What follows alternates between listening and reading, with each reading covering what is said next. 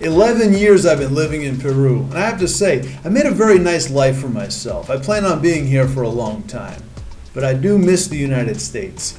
And I've been back to visit, but I still feel somewhat separated, like it's a foreign country. And that's not a good feeling. I was born and raised there, educated, served in the military as a Marine. I have a right to call the United States my country. So, this summer, I'm reconnecting. I'm going to take a 30-day rail pass on Amtrak to see the real America, up, down, across, and back.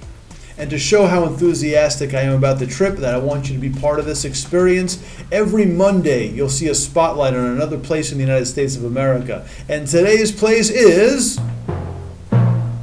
Klamath Falls, Oregon. Really? Yeah, go ahead and look for it. It's in the southern part of the state, just above the California border, right smack in the middle between Idaho and the Pacific Ocean. Now, why Klamath Falls, Oregon? I grew up in a place called North Massapequa, New York. I call it the biggest small town in America. I didn't realize how encapsulated I was, how sheltered I was, until I got on a plane all by myself when I was 15 years old. That plane landed in Minneapolis. But then it continued on to the West Coast, Portland, and then Medford, and then Klamath Falls, Oregon, for the J. Robinson Intensive Wrestling Camp. You have to understand my mindset. I knew nothing about life beyond the George Washington Bridge at that point.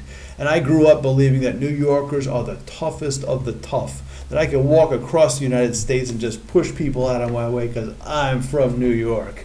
And this was a reality check. And we ain't nothing.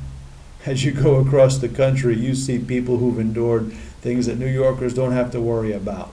Real frontier people, the real America.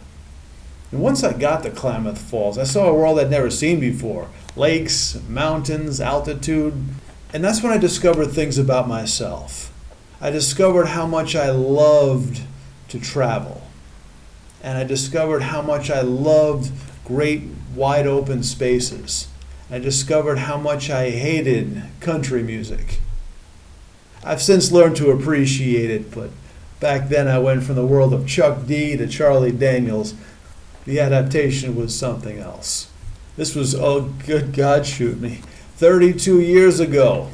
Summer between my high school freshman and sophomore years. I've done a lot of growing up since then, rumor has it. And I want to go back to Klamath Falls to show my appreciation and pay my respect.